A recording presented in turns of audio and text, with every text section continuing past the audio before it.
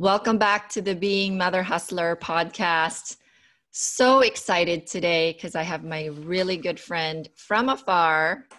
Tony and I have been networking for a long time. Tony is a best-selling author of Sidehustle Millionaire. Got the book. I'm reading it. I haven't finished it, but I'm so excited to pick this guy's brain on my podcast because Tony, you have a lot of wisdom in business. And I just want to welcome you to the podcast.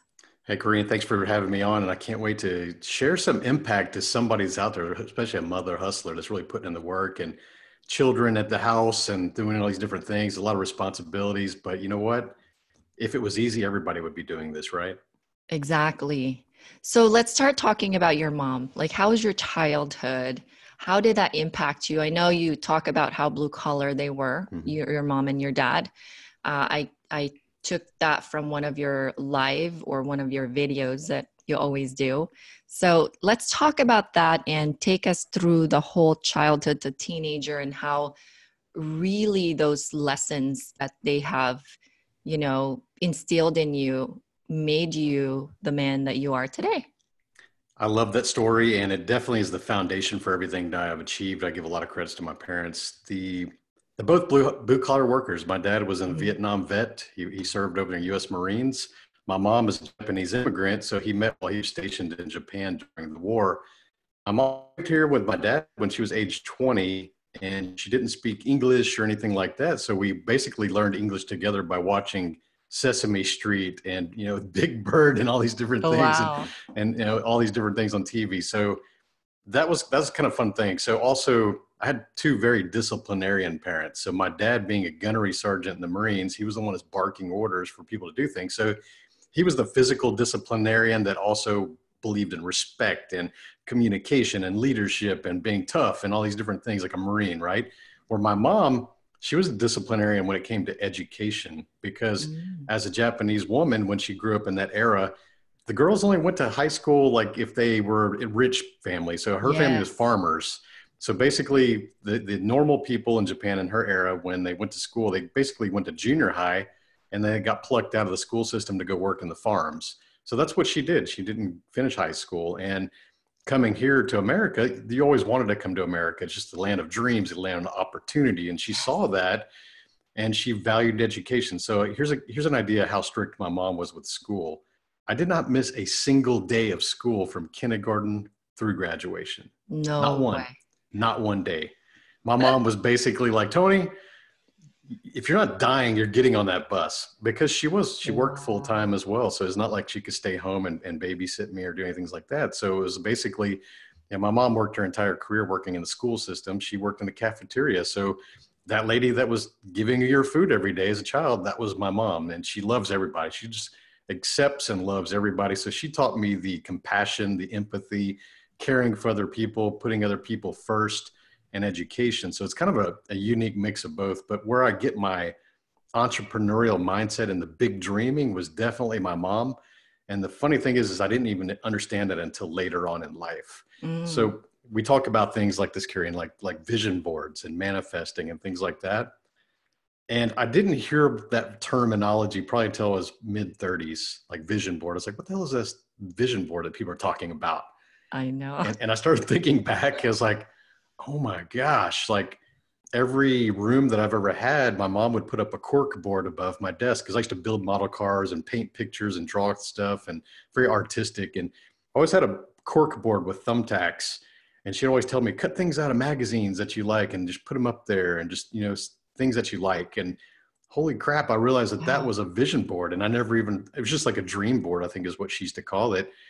And it's just something I thought every kid did. I thought everybody did this. And I grew up with that. And my mom would always tell me things because being an immigrant, especially understanding the potential here, she would say things like, you could be anything you want, Tony. You could be the president of the United States. You could be a space astronaut. You could be a race car driver, whatever you want, you could be that.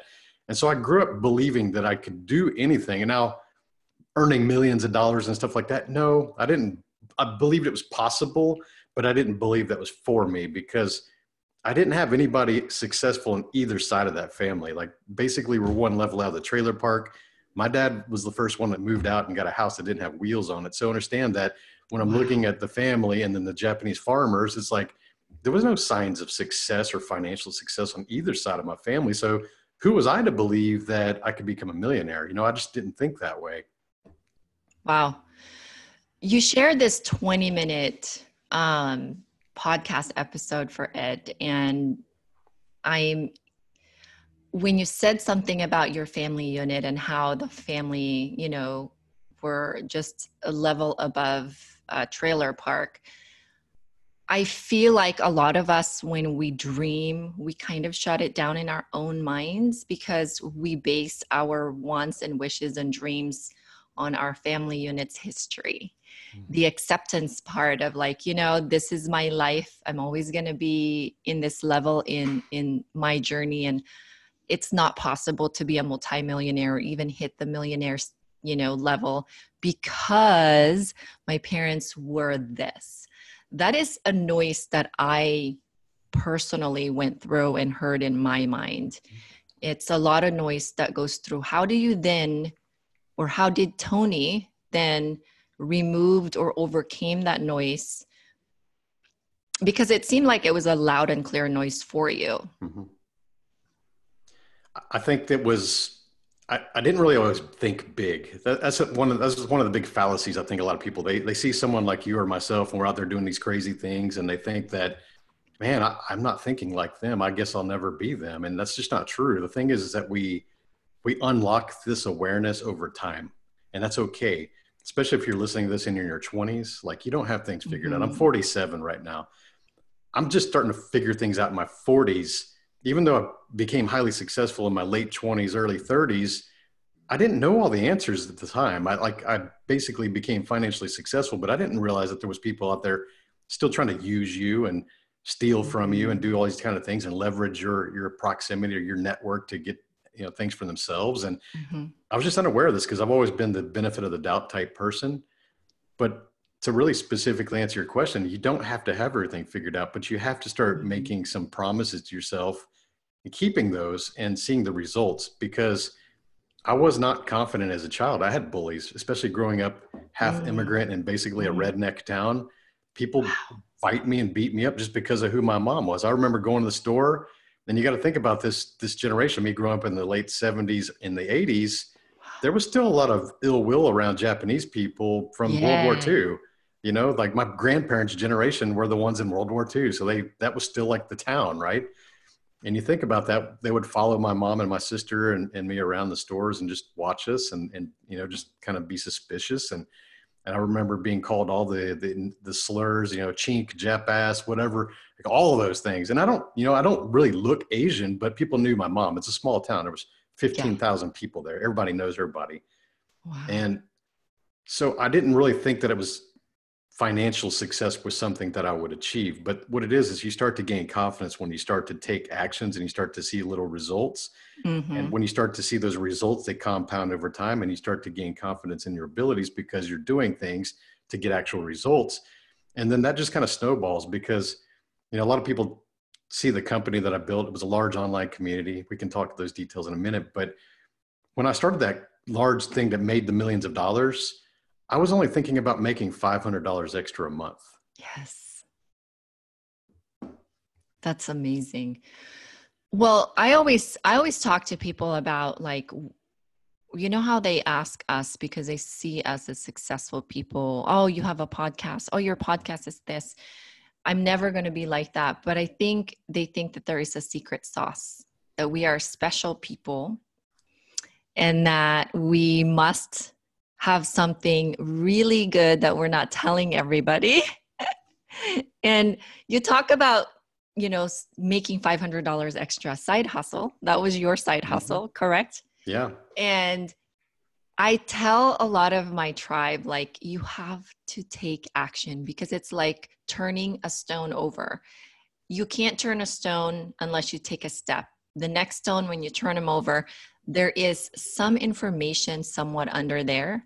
And without you taking a step, you cannot access the next information. There are progression of information that you learn, but if you paralyzing yourself paralysis analysis because you're overthinking a lot of things, it essentially makes you still. You're not moving, and therefore you're not turning stones or rocks, and you're not getting access to the next information, or you're not failing, because when you're not, I always carry this with me, this saying, like, show me someone that's never failed and I'll show you a failure.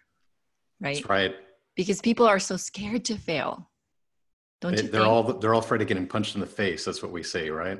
Yeah. So did you get punched in the face with your side hustle, and how many times did that happen to you?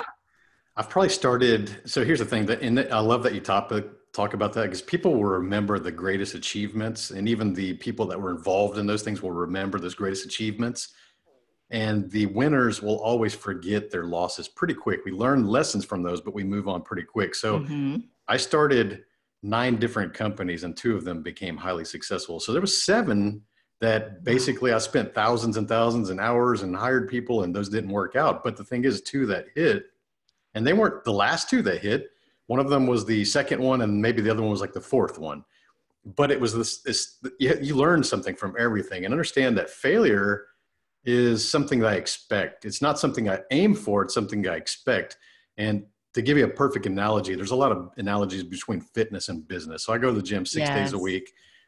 You don't get stronger until you fail. And when you work out, and as sets, you're doing sets of whatever. Let's talk about bench press or squats or whatever. Like the last one, that last set, if you're really putting in the work, you're probably going to fail in that last rep if you got the right amount of weight on there and you can't finish your set. But that's what makes you stronger.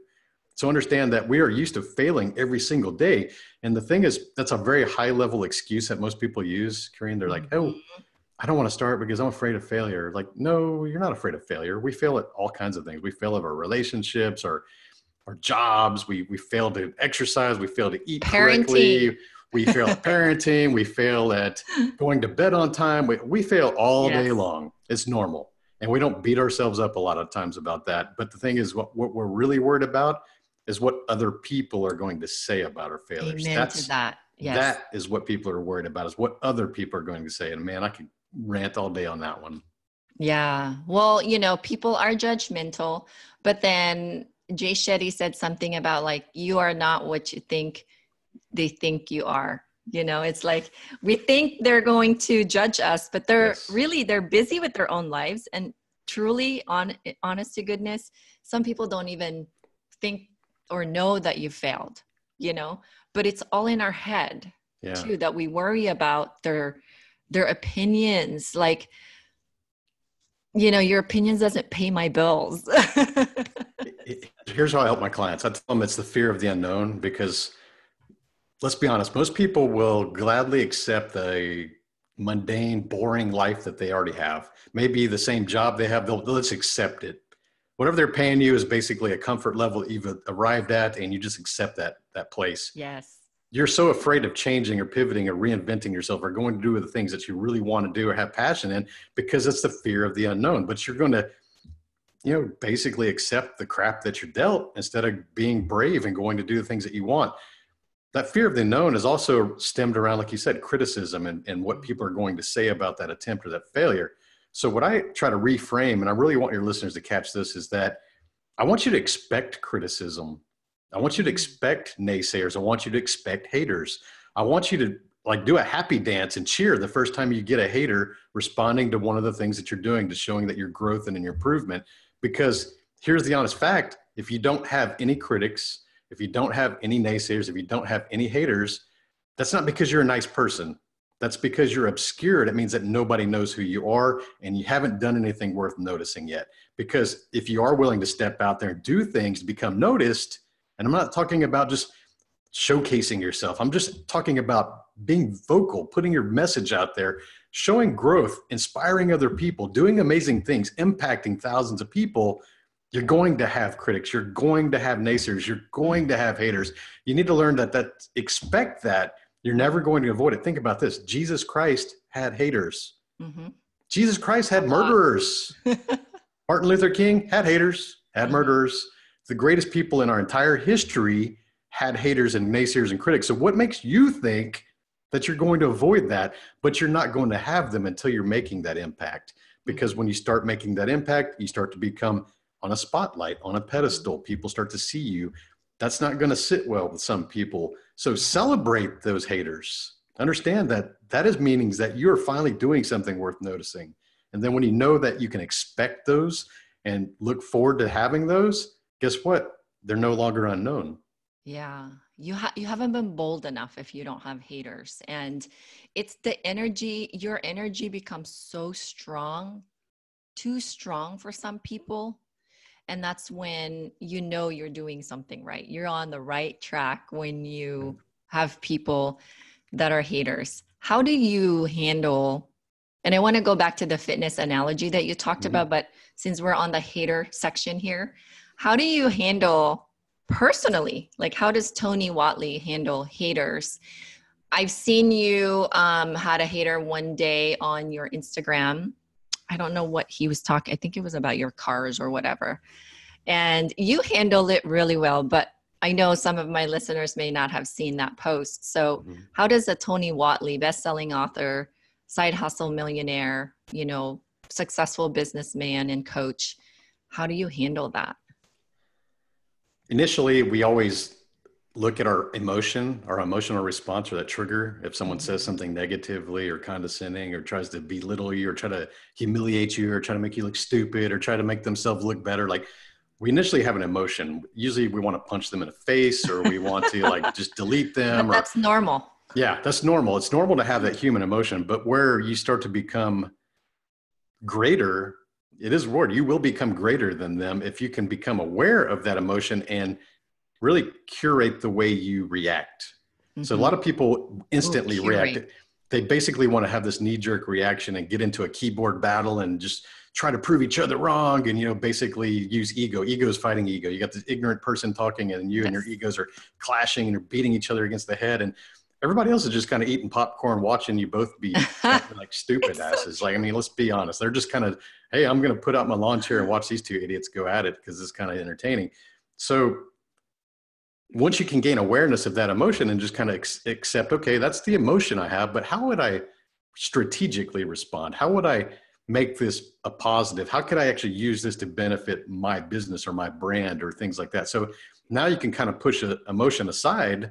Maybe take 5 minutes, go vent that off, go just do something, go exercise or whatever, and really think about how you can strategically respond to maybe not to try to prove them wrong or turn them around, but also showcase the way you respond to your audience. Because the thing is everybody sees that troll bait and they're all waiting to see if you're a strong enough person to respond, or they're also wanting to take notes because if you're influential, people will learn from how you handle them. So I think of it two ways. I think about, okay, this person basically any kind of insults you usually see is something it's wrong with them. And I'll tell you, it took me about the last 3 years. It took me the last 3 years to finally figure this out, because as someone that likes to help other people and contribute to other people and cares about other people, it hurts when we see somebody being mean to us or saying negative things. We think it's something that we did. Initially, wow, did I do something to piss this person off? Did I kick their dog, or, did I make fun of their kids, or, what is it that I made, what did I do? I just want to apologize. Like you think it's you start to internalize that. But what you really come across, and I look back at all the ones that I know personally that were like this to me, it's because they're miserable. It's because they are miserable people, no matter what financial level they are. There are people that have had highly successful people that would become critical of me, and they have financial success, but then you look at their fitness and they're miserable. You look at their families, they're miserable. You look at their divorces. You look at all these things that they're carrying around these things, and they don't like to see Tony climbing out of the box that they've perceived that we're all equals within. So here we're all equals. We have this basically acceptable level that they think that we're all the same thing. And if you start wanting more for your life, if you start climbing out of that box or putting a ladder up, guess what? That whole crabs in a bucket mentality, I'm sure everybody's heard it. They start trying to drag you in, because as you improve your fitness, as you improve your business, as you improve your impact, your message, if you start improving the influence that you're creating, what you're doing is you're starting to glow brighter than them. And they don't like that, because that glow that you're emitting is basically illuminating the dark sides of themselves that they can't admit that they have. They basically can't keep up. They can't keep up. They see you becoming stronger and more fit. They don't like that, because they're sitting there 30 pounds overweight and they know that they're full of excuses on why they can't do it, but you can go do that. But it's easier to go make fun of you making your gym check-in post than it is for them to show up at the gym themselves. So understand, when you understand that the insults, the things that they're doing, especially if you know that what you're doing is coming from a good place, it's all a reflection of them trying to basically project their insecurity and flaws on you. They're not willing to stand on that stage. They're not willing to stand on the microphone. They're not willing to write a book because guess what? It kind of goes back to what we talked about earlier. They're so worried about being criticized. They're so worried about failing. They're so worried about doing all these things that they want to basically make you feel the same way as them. Yeah. Yeah. It's funny because there's a lot of things that I resonate with that. One of the things that I resonate with is because, you know, I think people want an answer that they're not hearing from you when they say, how are you able to do all the things that you're doing? There's no way you can be a good mom and be present when you're doing all these busy stuff. There's no way you still have your marriage together when you're doing all these busy stuff that you're doing. Like, how in the world do you do everything that you do? And, you know, in my mind, my response to it is just like, how could we not, you know? Because what we do, and I always say this as a parent and as a mom, what I'm doing to chase my dreams and to make a huge impact in this world is an example that I'm showing to my kids. And yes, I'm indirectly parenting them in that sense because I'm putting my time and focus. When I am with Tony doing the podcast, I lock the door and I'm not talking to my kids, but I've already set the stage with them and saying, hey, mom is going to interview this amazing man. And I always introduce my guests to them in a way that I'm talking to them like they're adults, you know, like, hey, I'm going to interview this man of impact. His name is Tony. He's amazing. He's a best-selling author. And then in their mind, like it makes them wonder, like, wow, my mother is interviewing this guy. So I need some time. We're going to do back to back. Like, I explain everything to them and I talk to them like I'm having a real conversation with an adult, you know? So yeah. I love this topic. And this is something that it's polarizing. I'll share a thought on things because you touched on two things, and the listeners, please pay attention to this. And it may trigger you, but you know what? It's important to understand that it's coming from a place of love. So first of all, how can you tell your children to dream if they don't see you chasing your own dreams? That's what Karen is doing. She's telling her kids like, hey, I'm in this room over here chasing my dreams, talking to people that are impacting the world, that I'm building my brand. I'm helping thousands of and millions of women. How can you tell your kids to chase your dreams if you're not willing to exemplify those things and chase your own dreams? And now some people are like, well, I put my kids first. Yeah. And that's another common excuse I hear. So when you hear people like, what is your purpose? Most people go, well, I just want to provide for my family. Well, you know what? That is the biggest BS answer that I've ever heard. It's a cop-out answer. And the thing is that so response is only jockeyed back and forth by people who aspire to be average. And because it sounds like it's a high esteem thing, like, oh, I just want to provide for my family and their well-being. And you know what? That is a low-level impact. That's your job. That is your duty. That is not your impact. That is not your purpose. Our purpose is parents. Yeah, we got to take care of our kids and our family. That's our job. That's kind of like whatever your profession is and you show up and they pay you for it. You can't say that's your purpose. That's just your job. That's what we expect you to do. That's not like an attaboy, like good job. Yes. No, think about what your real purpose is. What is your real purpose? Because the thing is, when you use that line to someone like, well, I just want to provide for my family. Most people who aspire to be average want the conversation to stop right there because they think that is the highest purpose there is. And that if I use this average excuse with you, you use it with me, we go, hey, that's cool. We're both average and we're not going to carry this conversation further. You use that excuse with Corrine or myself. We're like, oh, that's your purpose? Like, huh. I know. So you don't think that you can have greater impact in this world beyond the people that live within your house? Well, yeah, you can. Everybody has the opportunity to become impactful. I used to think about impacting thousands of people. Now I talk about impacting millions of people only because I've already impacted thousands of people. Yeah. You see, you had access to more thoughts in your mind. So there it is. Like, impact your family. Yeah, great. Do that. then impact 10 people, then 100 people, then 1,000 people, then 1,000,000 people, maybe 1,000,000,000 people. It's within you. So quit thinking small, quit thinking that it's honorable just to say like, I'm just doing this for my family. No, that's your job. Yeah, I hate when people tell me like I don't have any time, because I have to take care of my kids and I've got to do this for my kids. And I shame on you for using your kids as an excuse not to do something with your life and not to transmit your purpose to this world, because every single one of us, and I always use my thumb, your thumbprint is unique to you. And maybe there is a code in there that if we could read it, tells you what your real purpose is in life, because there is a reason why it is unique to one person only. There is no the same thumbprint in this world, no matter how much blood related you are. So I question everything and I wonder about a lot of things, and one of the things that I always say, like my most favorite wonder of the world are the unknowns. Like, I wonder who's going to listen to this that I'm going to impact right now, talking to you, Tony. Like, I wonder who's going to listen to this that's going to take me to the next level that I don't even know them yet, Mm-hmm. That's what gives me the fuel and the energy every day to get up and do this. It's a Sunday right now. Most people would say, I don't work on Sundays, or I don't do interviews on Sundays. And, Sunday is my family time.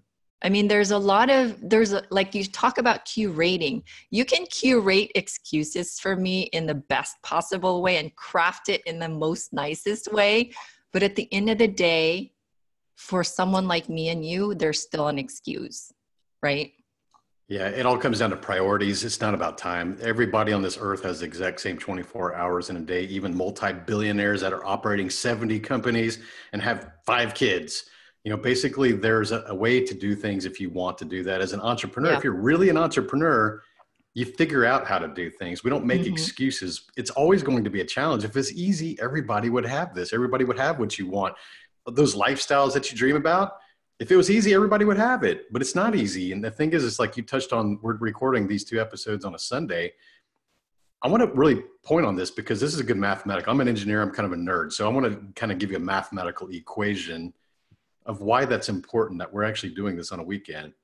So most people generally only work 5 days a week, right? Mm-hmm. So 5 divided by 7 is 71%. Mm-hmm. And I don't know what school you went to, but for me, a 71% grade is basically barely passing. So everybody out there that's working 5 days a week thinking they're getting it done, they're supporting their family, Karine, they're only working at a 71%. So if you're barely passing and you're expecting A+ grade or A+ lifestyle, really do the math. You're not putting it in. You're not using those 2 extra days to get an advantage. And here's the other thing that people, I hear that and they go, well, Tony, I've got a family and I don't have, I shouldn't have to work 7 days a week. Like, you're right. I'm not telling you to stay at your job 7 days a week. Mm-hmm. I'm telling you to use those extra 2 days to get ahead, whether that's learning a new skill set, learning and reading some books, gaining some knowledge, focusing on your fitness, your mindset, investing in yourself, gain something that you can monetize and create a new business, learn something new, do those things on the weekends. That's what I did.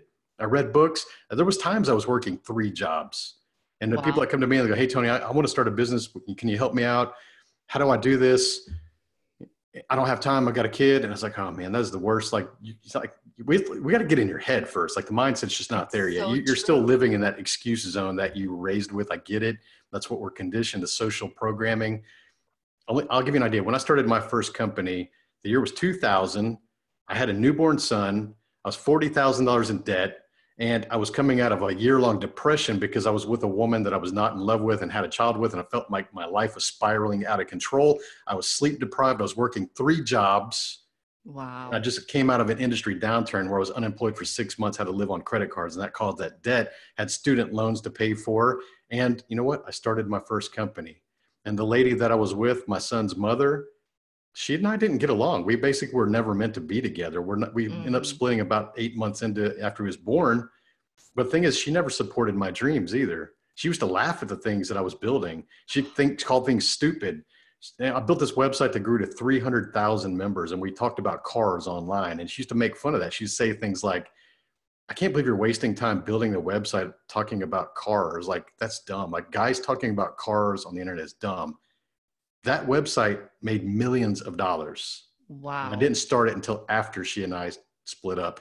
Had I stuck with her, would have never happened, because I didn't have somebody supporting me. I had somebody belittling me, just verbally abusing me, making me feel like I was worthless. So I started a company depressed, working 3 jobs with a newborn, that basically I had half the week. And so I Wow. don't like hearing people with their excuses. And I talked to you, you mentioned about blaming your kids. That's the worst thing you can do. Yeah. And I've actually had friends that would say things like that, kind of funny. It's like kind of passive aggressive funny. Like, oh, Hmm. imagine how successful I'd be if I didn't have you, Janie. You know how Wow. much damage you do to your kids when you It's so blame your true. kids directly for the lack of your own success? Whether joke or not. Exactly. Because they're going to Yeah. grow up to become adults, and they've been hearing this crap every other, once in a while from you, blaming them for your lack of success.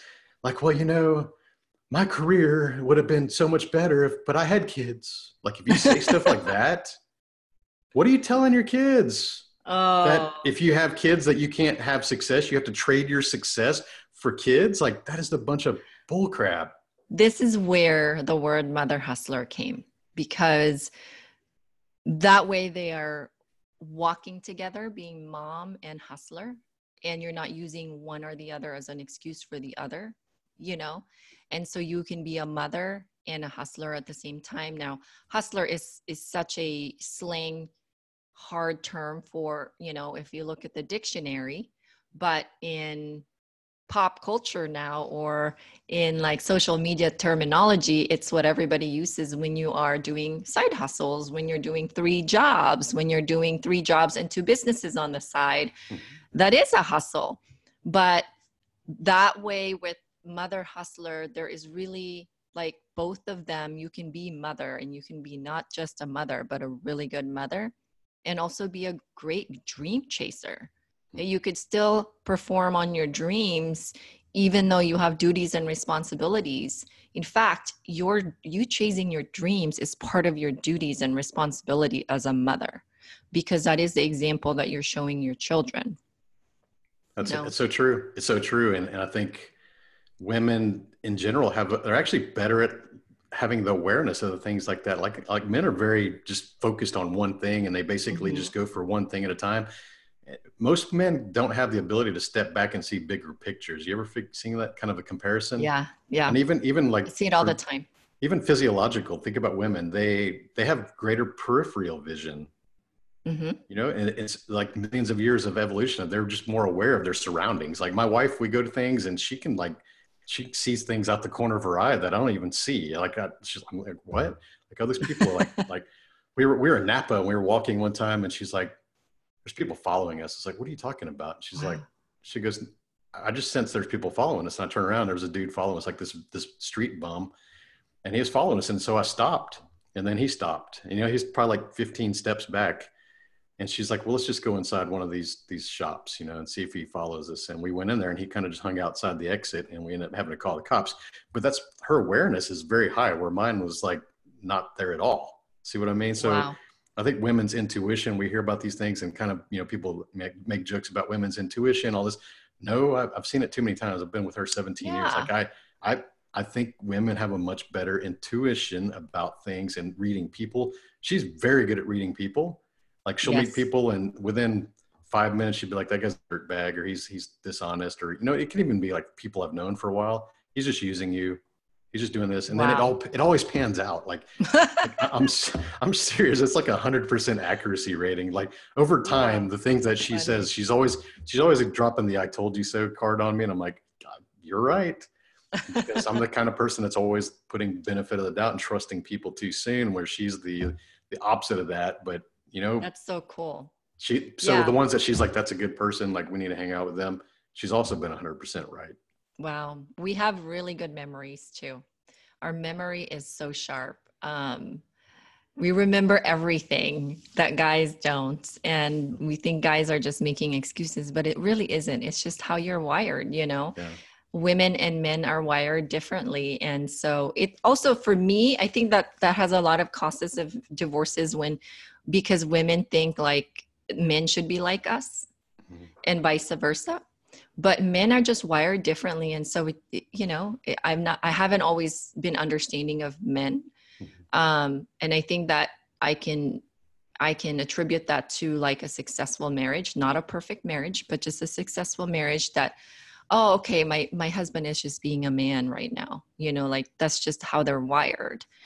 And it just has helped our relationship a lot to really understand. And I had to read that book, Men Are From Mars, Women Are From Venus, to really like, It's okay, what true. is it that I It's don't true. understand about my husband? And The what is book it is pretty close. I've read it. It's pretty close. It is. It is. So I want to talk about the projection of the haters to you. You said something about how they are successful financially, but they're not successful in every aspect of their lives. Mm-hmm. And I don't know if you've heard the interview for Sarah Blakely, the CEO of Spanx, on the School of Greatness, but she said something that was really a aha moment for me, and that because Lewis asked, like, how does it feel to be a billionaire, right? Mm-hmm. A woman billionaire. And she said, it feels the same. I think that money just makes you more of what you were. You know how you said miserable, like these people are miserable. They're hating on you because your light is so bright for them that it exemplifies, or it makes their darkness, they can't hide behind it anymore.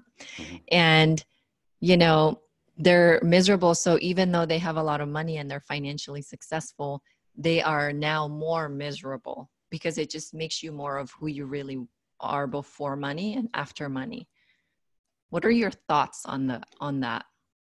First of all, that was a great interview with Sarah. She's very down to earth, and I I've got to see know. her and her husband both speak at different events, and they're both amazing speakers, and they share a lot of value.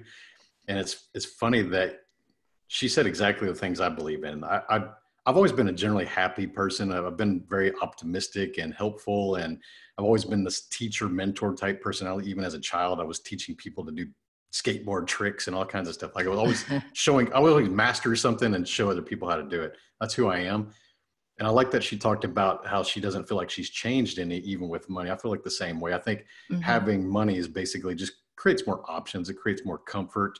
But I do believe that happiness is something that's within, because I do Mm-hmm. know friends. I've got some friends that I still consider friends who lean on the skeptical, pessimistic side, and they're successful, but they're not really, don't have a smile in their face, and Yeah. they just don't have that energy in their voice. It's almost like they've created the income despite some of the things that they really wanted to do. Because everybody, let's face it, we all have some kind of passion. We all have something that we were meant to do. I'm a firm Mm-hmm. believer in that. But the problem is that most people will trade that for some kind of a paycheck.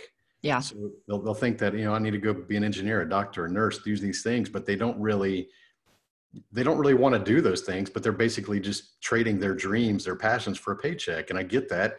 It's something that we're wired to do. We tell people, go get a job, go get a steady job, and things like that. And it's a big fallacy. It's just, the thing is that most people, I always tell people, what keeps people from greatness is being able to trade goodness.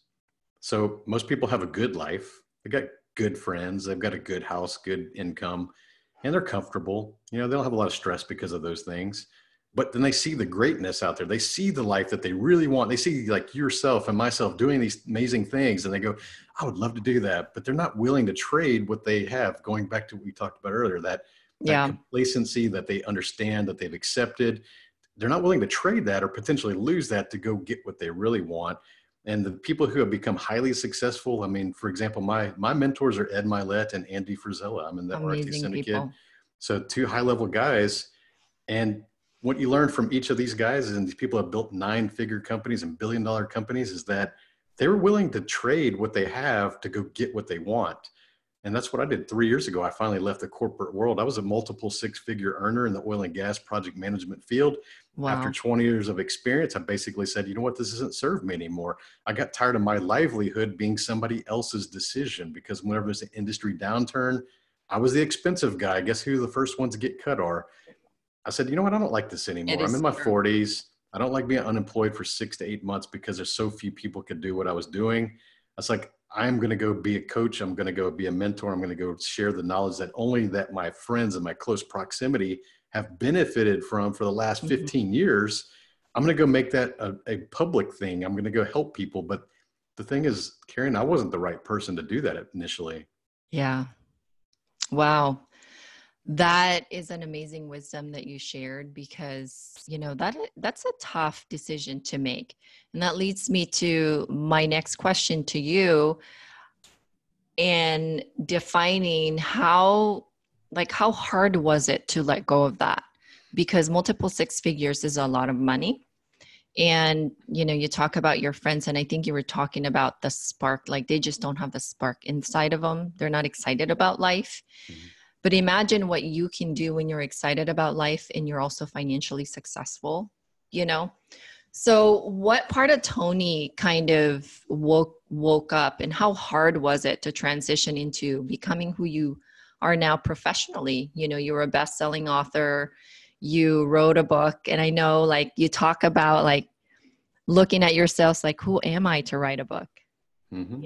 There's also a lot of noise that you personally, no matter how great we are, we still have noises in our head that really messes with us. But I think knowing what to sort through and move forward anyways and do it anyways through those fears is what a lot of us have a skill set for and figure it out. It is a crazy story. And the thing is, I was fortunate that I earned millions 10, 12 years ago.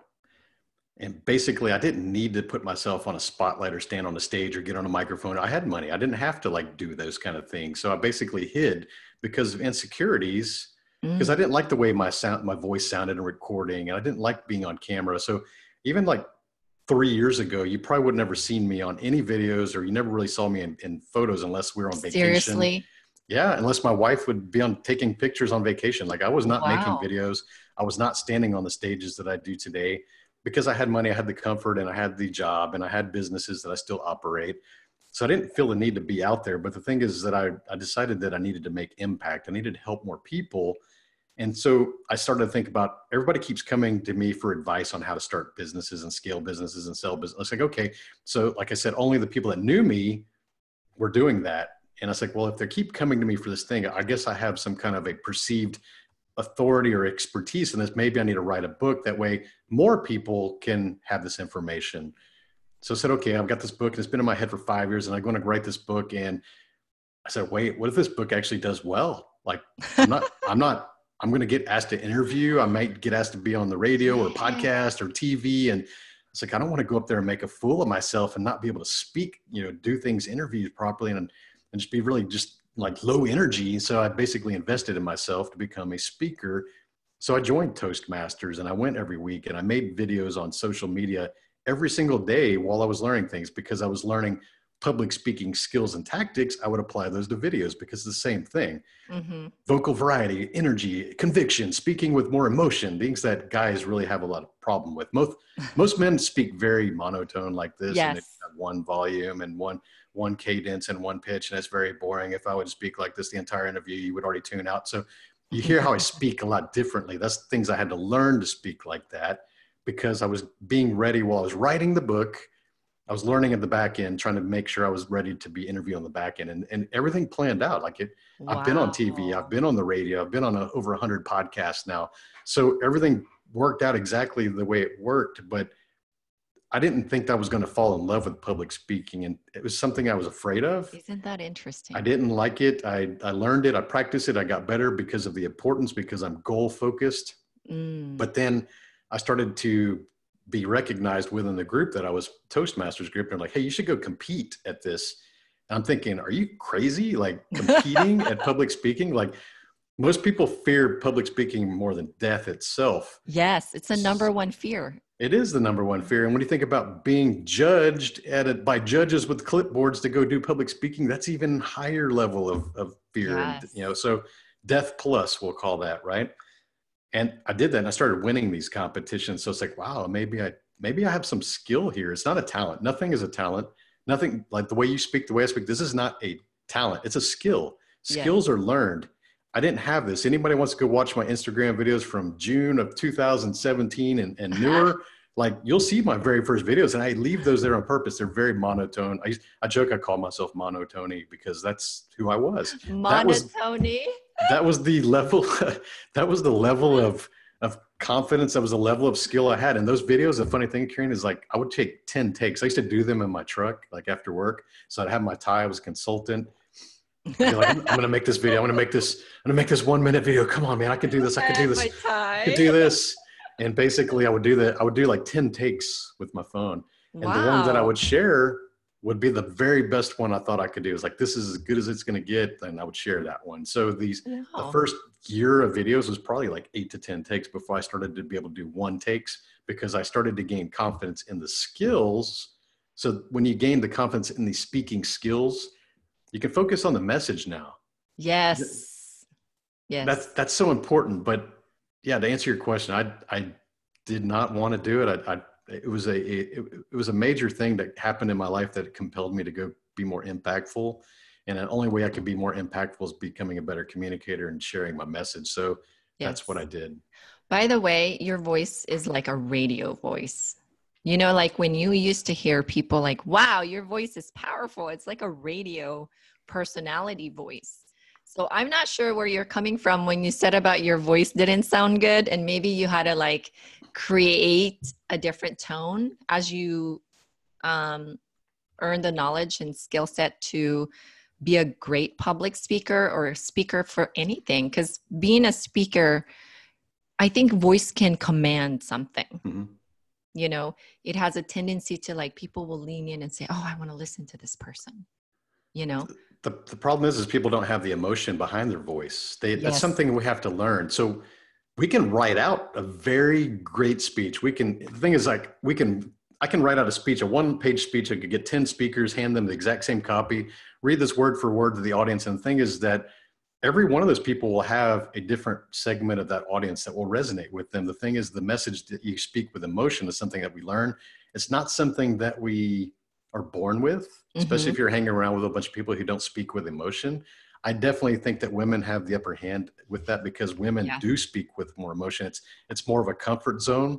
Men don't do that. It's almost like, that kind of goes back to the being judged and criticizing thing. Because most men hear somebody with speaking with emotion. Let's be honest. I'm a car dude, been in the racing scene. And we used to say things like, your listeners are going to laugh. Like you see a dude like doing a selfie. Like imagine like how other alpha dudes see that. They're like, look at that guy. He's being like a teenage girl, like doing selfies. Like, and they're all, and for a while you would laugh about that. Yeah, that guy's just being like a teenage girl doing selfies, you know, Instagram girl, whatever, you know, not to belittle teenage girls like doing this, but that's the alpha dude's reaction to that. That's just what I'm being honest with. And so when you start to think about it and you look around and go, wait a minute. Like you and I met through Lewis Howes. Like he does selfies and he does videos. Like he's kind of got a lifestyle that I would like to emulate and do that and have that impact and help people. Like, so he was also a professional football player and he's an alpha dude and, you know, a leader. It's like, he can do it. He's got the lifestyle I want. And then I look around at the other people who are making fun of it. It's like, what are they doing? It's true. Hiding from the camera, never had any impact, never did anything, never accomplished crap. Why am I taking the advice of those people? So I started thinking about who are the other people that I want to. Ed Milet, Andy Frisella. Those guys, if you follow them on Instagram, they're doing videos all the time. All the time. So you start to listen to the people who are doing the things that you want, the things who have exemplified the results that you want to achieve, and quit paying attention to the people that you would never take advice from. Yes. You know, you said something as you were describing your journey to me that reminded me of the thing that my friend I had a coffee with recently and said that most people are not scared of failing. They're scared of succeeding. And you just described that, or like, what if the book does really well? Now I'm going to be interviewed. How am I going to do that? So like you were scared of more. Yeah. It created fear in you. But then again, what I want to like really compliment you on is you taking action behind the scene before you even became the Tony Whatley that you are now. You worked on yourself. You went to go invest in yourself, time, money, your energy of fear, being fearful. And now you competed in the speaking platform called Toastmasters, which is By the way, if you guys are wanting to be a speaker, that is one of the best kept secret there is. They're all over the community. You don't know until you go online and look for one chapter. And there's a lot of people that are developing their speaking skills through Toastmaster. Absolutely. You know? Even Lewis credits his entire speaking and podcasting from Toastmasters. He gave a 5-minute speech at one of his summits. Wow. So Tony, I'm going to ask you a series of questions before we end this interview. What is your message? Is your mother still around? Absolutely. What's your message to her? I want to thank her for helping me dream bigger and understanding that there is endless possibilities. I've always believed that. I just didn't understand it was going to happen. I think that most people are really in things for themselves and they're going to limit their potential. She was the one that taught me to really care about other people and try to help other people. And we've all heard this from the greatest masters of personal development, that if you want to create an impact and help other people, that's how you get paid in return. A lot of people enter this space or enter entrepreneurship solely focused on making money for themselves. But the thing is you're not going to become successful until you can focus on making other people successful first. Yes. 365 driven. You epitomizes that, which is amazing. You're wearing the shirt right now. Your kudos to all of your merch. Beautiful design, by the way. Did you design it yourself? And tell us a lot more about 365 driven. I did design it myself. That's the artistic side of me. I've designed the logos of every company I've ever owned, and it's just something I enjoyed. I taught myself how to use Photoshop and Illustrator. Wow. I taught myself how to code web pages by just reading books. This is all pre-YouTube and pre-social, so I basically bought books and practiced. So it was just a creative outlet for me. And the thing is that 365 Driven is an entrepreneurship community. There's about 3,000 members on Facebook group called 365 Driven Entrepreneurs, and basically we help each other. Basically, I kick all the jerks out. Anybody that's passive aggressive or making fun of people for asking what they perceive as a stupid question, I kick those people out. And that's the kind of leadership that helped me grow not only one community that grew to 300,000 members, but another one that grew to 260,000 members. I backed it up by the same process. And it's by creating a safe place for people to engage and participate. So if you've got people who are cancerous or toxic within your community, you have to be a leader and just kick those people out. And until you do, what's going to happen is you keep these negative people in there. The good people watch from the shadows. They're not going to participate because they're so afraid of that people jumping on them or being rude to them. So they just don't participate. So if you can kick all those negative people out, which is honestly probably less than 5% of the group anyways, you don't need those people. Let them go find their misery somewhere else. Be very strong, because if you allow those people in your group, if you got a Facebook group, if you want to build a community and you're listening to this, if you don't take care of those people immediately with no mercy, basically your audience is not going to support you because you're showing yourself to be an ineffective, weak leader, and they're watching to see how you respond to those kind of things. So take the opportunity to correct people or just get rid of them. Your community will grow. And that's what 365 Driven is. I'm building a group that I want to scale out to millions of people to really help entrepreneurs. It's really an amazing group. I'm part of it. So thank you for being a great, awesome leader. You moderate it really well. You have amazing people that are inside there. It's also a great networking opportunity. I love how I catch a lot of your episodes in there too with the video headliner that you do. So thank you for that. Thank you for being a part of that. It's been a lot of fun to grow that out. And I don't worry about quantity of people. There's a lot of people that just want to build a massive amount of people in a group. I'd rather take the quality any day. Yeah. So you built this side hustle while you were working in the oil company. Mm-hmm. What happened to that side hustle, and how, like, if you were to take one thing away from that journey of yours as part of your life, what do you think that you would take away from what you learned from building that side hustle? So kind of going back, we talked about just trying to make $500 a month. And that was a car note back then. So basically I was building a website around those type of cars. So the General Motors performance cars, a Corvette, Camaro, Firebird, Cadillacs. We built a community for those people. And I had a car at the time. It was like $500 a month. It's like, hey, if I can get a $500 a month, it's like having a free car. That's like having a hobby that pays for itself. Like we hear this kind of stuff now, right? And within the first 3 months, we were making close to $10,000 a month. And we're like, whoa, this is like taking off. And that's when we decided, you know what? Oh, this is like a business. This isn't a hobby. So that's actually when we started to create an LLC. It was probably 6 months into the business. So don't think that you got to go jump through hoops and do all the business stuff. I mean, that's good, but don't do that. Just start, Another validate. excuse. Yeah. Validate the product, validate the service that you're creating, validate the value that you're creating. And then when it starts to monetize, you can go get an LLC later. You don't have to do that right now. You don't have to spend the money and the time to do that. Wait till it starts to pay for itself. And so it grew and it grew and grew. And what we really focused on was we treated even the free consumers. So the visitors to the site didn't pay us, but we knew that if we had more eyeballs and more people logging into the site, then we could attract advertising revenue. So we started to do giveaways. We started to do a win-win-win is what we used to talk about. How do we grow membership? We used to see the analytics. We see that 10,000 people would visit the site per day and only 5,000 were logged in as registered. So we're like, hey, how do we get these other 5,000 people to join? Wow. We started doing giveaways. So we had these sponsors who would advertise their shops or manufactured parts or whatever things. And we said, hey, we want to entice more people to sign up. Can we get a gift certificate from you for maybe $250? And we'll call you a featured sponsor and we'll talk about you all month. And then we'll give it away to someone who's registered. So you have to be registered to win. That dramatically started getting people to join up because they couldn't win. They're already spending hours on the site learning about things, but they weren't registered. So might as well give us your email address and your contact information to get the opportunity to win. So that's a win-win-win. So we got the win by increasing our enrollment. The sponsor got the win by being a featured sponsor and being notified, and they also got the sale because the gift certificate actually went back to them. So they gained a customer. So there's a good way to things. And the person obviously who won got the win from that as well. So 3 wins there. And that worked for about the first year. And then we started thinking when we're creative. Okay, so we got this online community. There's probably about 10,000 people at the time in the first year.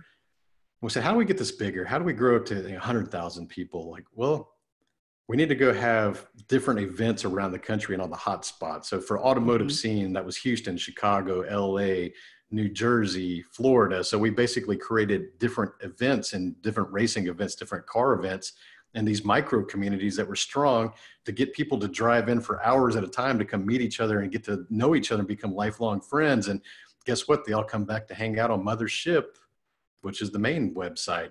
Wow. So if you could build micro communities, and we could do this with 365 Driven too. I'm still going to do that. I'm going to have events around the country in different areas. So people can build these micro communities in the hot spots, the hubs. Those all feed back into the mothership. So if anything, I became a superpower of building communities. I think about not being the king of the community. A lot of people want to put their ego up front, say, like, I'm the best in the world, and this is my community, and this is the Tony Whatley group. And like, no, like nobody, and I joke about this because like I call it 365 Driven, but I think a lot of entrepreneurs put their ego first and they want to call it their name. Like, who's going to wear a shirt that says, I'm Tony Whatley? That's just weird, first of all. Like, that's my name, and I wouldn't wear that shirt. I'm Tony Whatley. Hashtag I'm Tony Whatley. Like, how am I going to create a movement? How am I going to be building a community? How am I going to do that? Like, you have mother hustlers. That's it. It's a mantra. Like, I'm a mother hustler. Like, I would wear that. I'm a hashtag mother hustler. Like you're building a brand that people would basically follow because we're humans and we are wired to want to fit into something bigger than ourselves. Exactly. And we're okay overlapping. Like, we're okay being part of 100 different communities that resonate with us. So understand, if you want to build leverage, build that community, build something that's a mantra. Like my hashtag is 365 Driven. And the funny thing is, I can walk up to some random person on the street and go, hey, are you 365 Driven? And they'll be like, yeah, that sounds kind of cool. Like, yeah, I am. Like, cool. Like, here's a shirt. Would you wear this? Yeah, I would wear that. I'm 365 Driven. They don't even know what it means. Like, but it means something to them. Yeah. And just from that mantra into the branding alone, it's like something that they want to be a part of. So build something that people want to be a part of. Go build the micro communities to feed back into your main community. And boom, now you can start to attract leverage for the bigger deals, the advertising, the monetizing, the things that are going to serve that community. But the thing is, Karen, you have to treat the listeners just like our shows. You have to treat the people that are involved just like customers. Even though they're not paying you, they are your customers, and you have to treat them like that, because I see so many people like fail at this. They want to start a group, they want to start a paid group, and then they start basically treating their free group like second-class citizens. Yep. like you failed right there, because Yeah. people then can see like you're only going to help them if they're paying you. Yeah. The thing that you're talking about too is about building a community. Like that is huge because people don't follow a person, they follow a community, right? People want to be part of a community. I always say it's easy for me to quit by myself if I'm just doing it by myself, but it's hard for me to quit on something for myself when a lot of people are holding me accountable, not even like physically holding you accountable or telling you I'm going to hold you accountable, but just them being there watching what you're doing really elevates your game, knowing that they're there and they're depending on you executing on your dreams. Because, let's face it, some people just want to live vicariously through your life, and that's the reality of things. And there's people that make so much excuses. Like, I don't know, in our group alone, that where I met you, it's like there's very few people that really make things happen. Mm-hmm. And so my next question to you is, your wife is always by your side, and she's a beautiful, beautiful woman. I know that she's probably a beautiful person as well inside, because she's your wife. What is your message to her, and how has she supported you in your growth and in your dreams? I think the main thing is that she really supports my dreams. Like a lot of people would think the things that you and I do are kind of crazy and we're like kind of far out there. And I get that until we started to hang around on social media and we start to find our tribes of people that like-minded. Let's face it, most of your zip code friends, your local friends are not the same. Like we can't have these kind of heart-to-heart conversations. And it's very hard for people like you and I to meet people out there in public, because just not that many people think this big. So she was always the one that would hear my crazy dreams, and she would always support them. When I decided, like, yeah, I'm going to quit working and go do this thing for 3 years. I definitely took an income cut.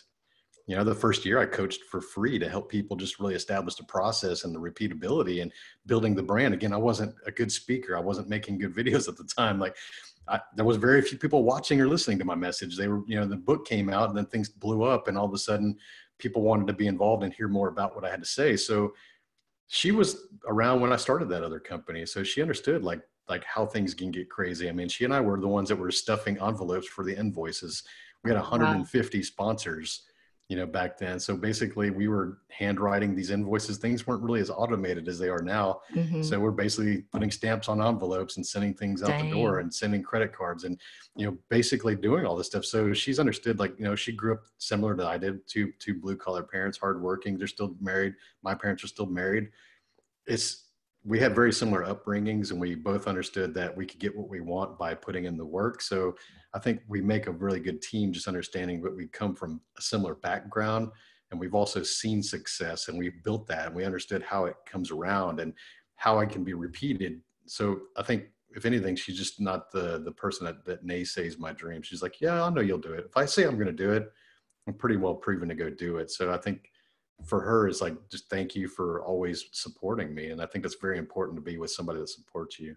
Also reinforcing your decision too, not antagonizing you all the time. Because man, that's tough when there's an antagonizer and they're your spouse. I mean, I hear that a lot, and it's a very difficult journey when that happens. Definitely. So in the interest of time, because I think we're already going over, I want to ask you my last question. But before I go there, can you tell us where can we find you? Yeah, my website is 365driven.com, and you'll find links to my book, my podcast, Instagram, everything's there, just 365driven.com. Really easy. Tony, when you heard the word mother hustler, what came into your mind, and what is Tony's definition of it? Those are two powerful words on themselves. I mean, mother, obviously, everyone here that's listening is obviously a mother. We don't need to go into the details of that. It's just a beautiful word. Hustler is definitely the grit. It's the grind. It's the word. I mean, it's even my title, Sidehustle Millionaire, is the book. There's a reason that we use that word instead of just saying side job millionaire. It's just because you're not, it just sounds, it doesn't have the zing to it. It doesn't have the attitude. It doesn't have the ferocity. It doesn't have like, I'm just going to go get this thing done. Like that's when I hear hustle, that's what I think about. Is like somebody that's willing to put the work in, push aside excuses, because nobody's really hustling is full of excuses. Let's be honest. Mm-hmm. So it's a really powerful word on its own. So I think when you hear mother hustler, it's a great combination of two powerful words. Thank you for that. Appreciate your time. Thank you for all your wisdom, and I can't wait to release this episode. Thank you.